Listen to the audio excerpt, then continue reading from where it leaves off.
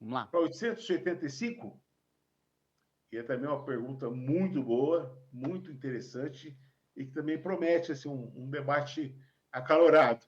Né? Será ilimitado o direito de propriedade? Repetindo, questão 885 do Livro dos Espíritos. Será ilimitado o direito de propriedade? Resposta: é, fora de dúvida, que tudo o que legitimamente se adquire constitui uma propriedade. É fora de dúvida que tudo o que legitimamente se adquire constitui uma propriedade. Então, a propriedade é legítima.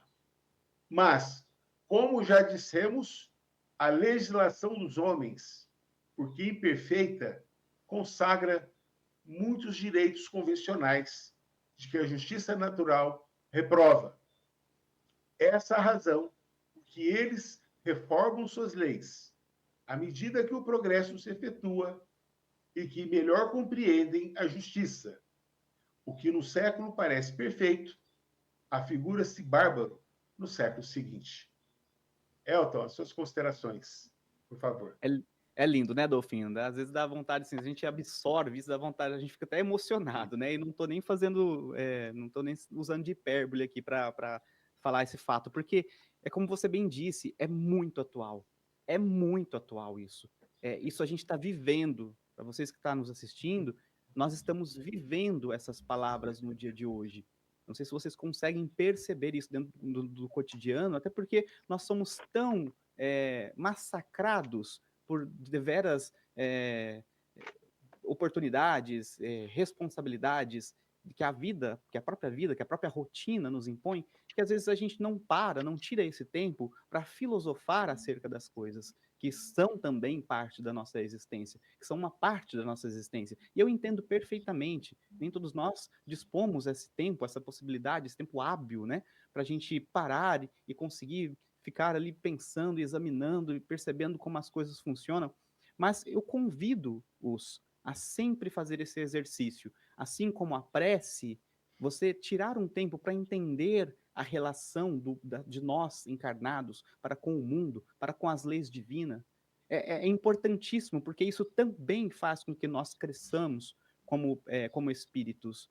Lembra que Kardec coloca em certa questão que fala que o intelecto, né, e a moralidade, eles têm que caminhar juntos.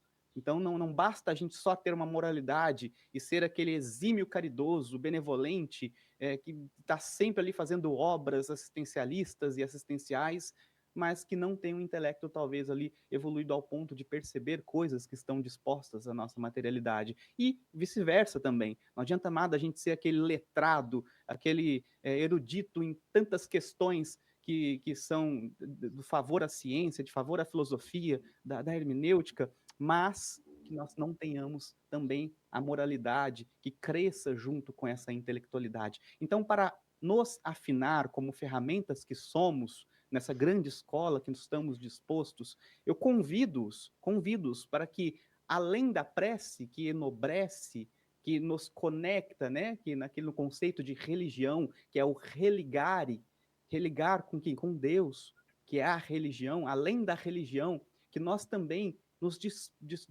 nós nos coloquemos à disposição também do intelecto, que a gente possa crescer a moralidade e o intelecto em ambas proporções. Dito isso, eu sempre faço essa breve introdução, né? Mas faz parte do contexto, pessoal, porque dito isso, a gente volta aqui, seria ilimitado, né? O direito de propriedade. E fora de dúvida que tudo o que legitimamente se adquire constitui uma propriedade. Mas, como havemos dito, a legislação dos homens, porque imperfeita, consagra muitos direitos convencionais que a lei da justiça reprova. E aí a gente, de novo, volta aqui ao nosso contexto atual. Nós vivemos, nós estamos dispostos em uma sociedade, essa sociedade tem leis sociais, que a gente goste ou não, nós devemos segui-la, independente quem a criou, se foi partido YXZ, independente disso, se é lei, tem que ser seguido. Se a gente não concorda, que nós possamos, então, ser a mudança dessas leis. Não somente aquele que vai enaltecer a vida, não só nossa, como dos nossos familiares, como da sociedade como um todo, com bravatas e todo tipo de de apologética acerca daquilo que nós compreendemos como certo, né? Que nós também, além de bravatar, que nós também sejamos a ação daquilo que nós defendemos. Então, só para finalizar essa discussão de lei certa ou lei errada, se é lei, tem que seguir independente de quem a propôs. Tirando isso de lado, né, sabemos então e convencionamos que as leis elas não favorecem a todos.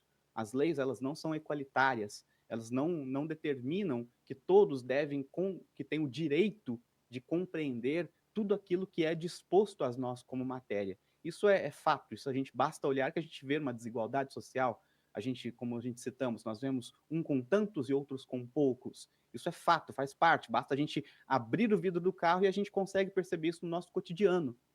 Mas, por quê? Porque nós não temos leis que defendem esse tipo de situação. Por quê? Porque aí Kardec continua aqui, né? Essa razão, porque eles reformam suas leis à medida que o progresso se efetua e que melhor compreendem a justiça. Entende que agora estamos falando de nós, indivíduos. Estamos falando que nós temos essa possibilidade a partir de que nós vamos progredindo no caráter da evolução intelectual e moral, e a partir da nossa evolução, nós dispomos para a sociedade em âmbito através das leis, recursos melhores que proporcionam a todos nós uma equalidade, uma qualidade maior cada vez que a gente compreende que todos devem ter o direito de todas as coisas. Mas, obviamente, como eu disse na minha fala anterior, nós ainda somos espíritos de terceira ordem, estamos aqui todos aprendendo juntos e por isso ainda nós não estamos afinados o suficientes para talvez causar essa mudança, né? Tem uma citação de até um padre, né? Ele fala, e eu achei isso muito interessante, que pergunta por que Deus apoia as injustiças, né? Num caráter mais num caráter mais ordinário dessa percepção daquele Deus que julga, aquele Deus que aponta, aquele Deus que causa a dor e a miséria. Dentro dessa linha de pensamento, as pessoas questionam por que Deus causa isso? Por que Deus permite tanta miséria? Por que Deus permite que os moradores em condição de rua sofram tanto assim, né? E aí o que esse padre responde é muito interessante, porque ele fala assim, Deus não permite, obviamente, aliás, Deus não cria essa situação, obviamente. Ele permite porque ele criou um agente de mudança, você. Você é quem tem que mudar isso. Você que tem a responsabilidade de mudar isso. E quando ele fala você, ele está falando, obviamente, de todos nós. Então é interessante a gente compreender que as leis elas se reformam a partir de nós, a partir do nosso entendimento da nossa evolução moral. Então basta a gente ir e mudar e fazer acontecer, porque é isso que Deus espera da gente. Deus nos criou para ser a solução do problema dos outros. O quanto que a gente está exercitando essa função que a Deus, que a nós foi confiado por Deus, né?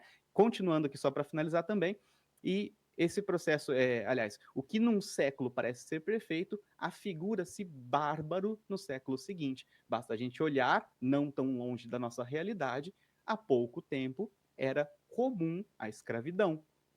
Era vendido no mercado.